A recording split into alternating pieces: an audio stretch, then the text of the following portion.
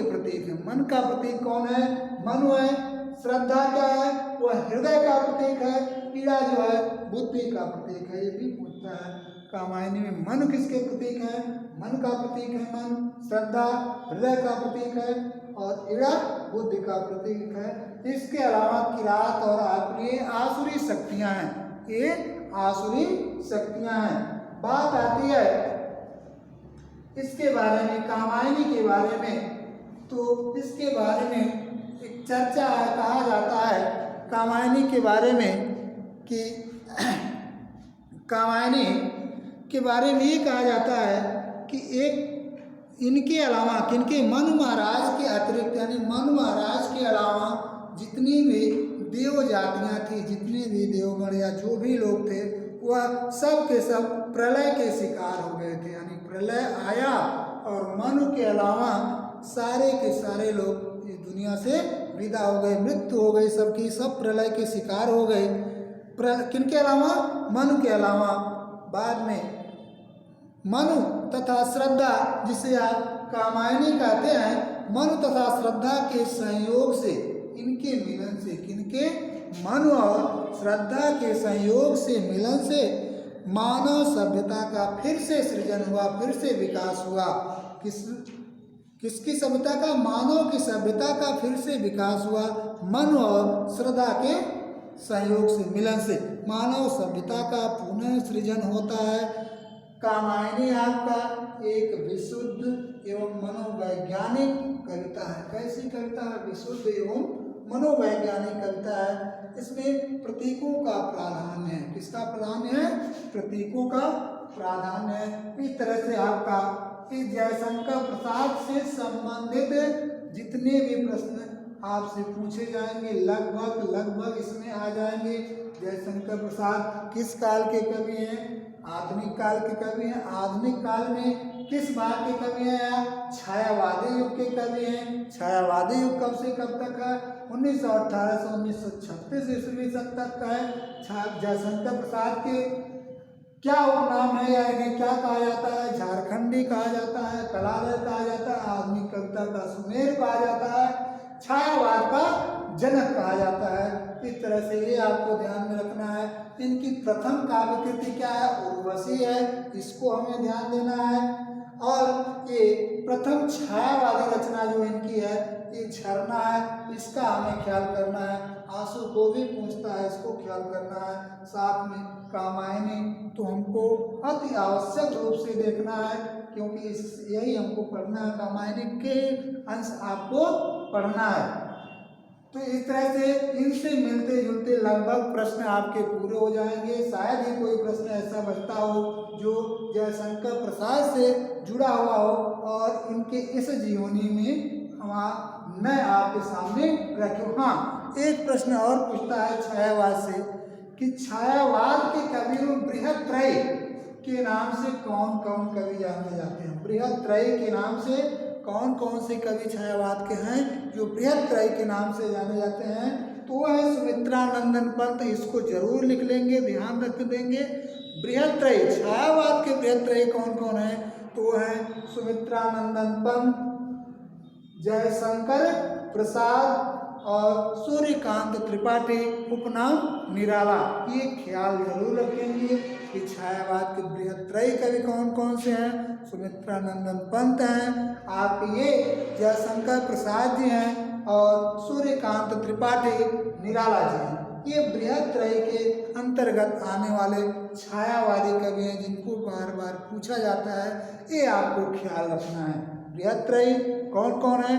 पंत, प्रसाद, निराला, ये तीन लोग बृहत्त्रय के अंतर्गत आते हैं। अब अगर बृहत्त्रय की बात हमने कर लिया तो हमको लघुत्रय का भी ध्यान रखना चाहिए। मान लीजिए बृहत्त्रय नहीं पूछा, ये पूछ दिया छायावाद के लघुत्रय कौन कौन से कवि हैं, तो बृहत्त्रय यदि हम जानते हैं तो लघुत्रय को भी हमें जानना होगा। तो छायावाद के लघुत्रय में 3 वर्मा लोग हैं, महादेवी वर्मा, राम कुमार वर्मा और भगवती चरण वर्मा। लघुत्रय में छायावाद के कौन कौन हैं?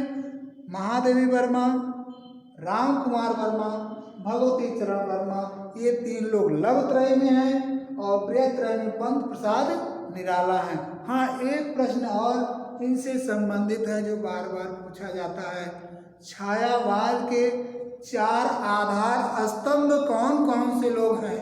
छायावाद के 4 आधार स्तंभ किन किन कवियों को कहा जाता है, ये आपको ख्याल रखना होगा। पंत प्रसाद निराला वर्मा, पंत प्रसाद निराला और वर्मा।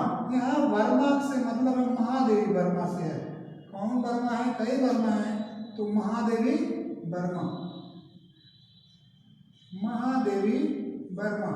एक छायावाद के 4 आधार स्तंभ कहे जाते हैं। सुमित्रानंदन पंत, जयशंकर प्रसाद, सूर्यकांत त्रिपाठी जिनका उपनाम है निराला, और महादेवी वर्मा।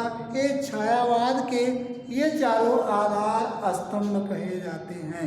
इस तरह से हमने देख लिया कि छायावाद में जो जयशंकर प्रसाद जी हैं, इनसे मिलते जुलते जितने भी प्रश्न आपको आएंगे वो लगभग इसमें मिल जाएंगे आपको। हाँ, इनकी मृत्यु के बारे में अगर हम देखते हैं तो अंतिम समय, वैसे तो ये लगभग 16 या 17 वर्ष की अवस्था के थे, तभी इनके जो पिताजी हैं उनका देहांत हो जाता है।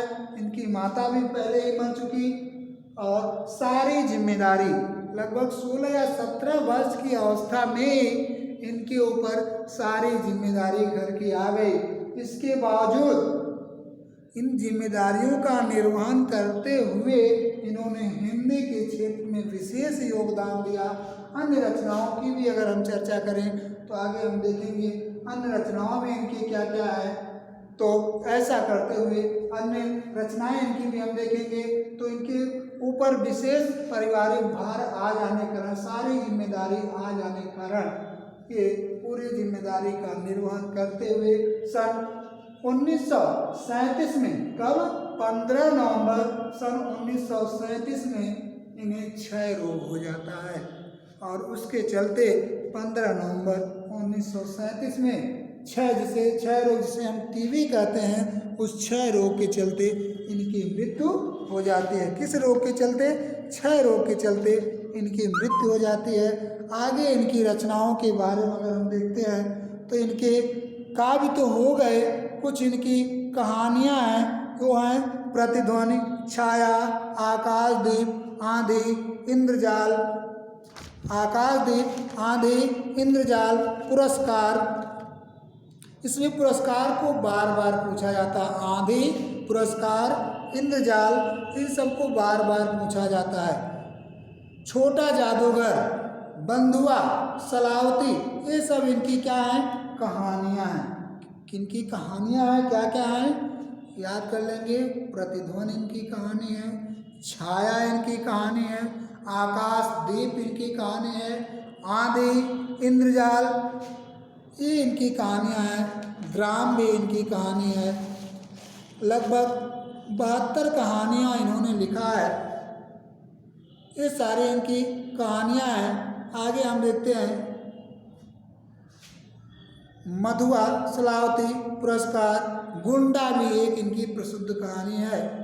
इन्होंने नाटक भी लिखे हैं। इसमें जो मुख्य नाटक हैं चंद्रगुप्त, स्कंदगुप्त, अजातशत्रु, ध्रुव स्वामिनी, जनमेजय का नाग यज्ञ, ये तो बार बार पूछे जाते हैं। राजश्री भी पूछा जाता है। विशाख इनका नाटक है, ये पूछा जाता है। एक घूंट पूछा जाता है, इनका नाटक है। कामना इनका नाटक है।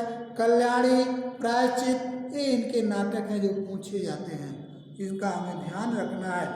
और ये उपन्यास भी लिखा है इन्होंने, कंकाल, तितली और इरावती। कौन कौन से उपन्यास लिखा है इन्होंने? कंकाल लिखा है, तितली लिखा है, इरावती लिखा है। इसको हमने इस पर तो लिखा नहीं है, लेकिन आप नोट कर लेंगे। काव्य लगभग सारे इनके लिख दिए गए हैं, लेकिन इनकी कहानियाँ इस पर नहीं लिखी गई हैं। तो कहानियों को आप एक पन्ने पर या कॉपी बना लेंगे और उस पर नोट कर लेंगे। प्रतिध्वनि, छाया, आकाशदीप, आंधी, इंद्रजाल, छोटा जादूगर, मधुआ, सलावती, पुरस्कार, गुंडा, ये जो इनकी मशहूर कहानियाँ इसको आप नोट कर लेंगे। नाटक जो इनके मशहूर हैं उनके आप नोट कर लेंगे। कौन कौन से नाटक इनके मशहूर हैं? चंद्रगुप्त, स्कंदगुप्त, अजातशत्रु, ध्रुवसावनी, जनमेजय का नागयज्ञ, कामना, एक घूंट, विशाख, राजश्री, कल्याणी, प्रायश्चित, ये इतने नाटक जो इनके प्रसिद्ध हैं, पूछे जाते हैं, इसको भी आप नोट कर लेंगे। ये उपन्यास जो इनके हैं 3, वो भी बार बार पूछे जाते हैं, कंकाल, तितली और इरावती। इरावती को आप विशेष ध्यान देंगे, क्यों? क्योंकि यह इरावती इनका जो उपन्यास है इसको यह पूर्ण नहीं कर पाए थे। इरावती इनका अधूरा या अपूर्ण उपन्यास है, इसको पूरा उन्होंने नहीं किया था, इसलिए इसको पूछता है कि कौन सा उपन्यास ऐसा है जो प्रसाद जी पूर्ण नहीं कर पाए, वह अपूर्ण है, तो वह अपूर्ण उपन्यास इनका क्या है? इरावती। इसका आपको ध्यान देना है। इन्होंने एक पत्रिका का संपादन भी किया, वह पत्रिका थी इंदु। कौन सी पत्रिका थी? इंदु पत्रिका का संपादन किया। कहाँ से ये प्रकाशित होती थी इंदु पत्रिका? तो इंदु पत्रिका जहाँ ये पैदा हुए वहीं से प्रकाशित होती थी। कहाँ से प्रकाशित होती थी? काशी से प्रकाशित होती थी इंदु पत्रिका, जिसका संपादन इन्होंने किया। किसने किया इसका संपादन? जयशंकर प्रसाद जी ने किया। किस पत्रिका का संपादन किया? तो इंदु पत्रिका का संपादन किया। प्रारंभ में ये पत्रिका 1909 में शुरू हुई, प्रकाशित होना प्रारंभ हुई। कब? 1909 में। उस समय इसके जो संपादक हुआ करते थे अंबिका दत्त व्यास। कौन हुआ करते थे? अंबिका दत्त व्यास जी इसके प्रारंभ में संपादक हुआ करते।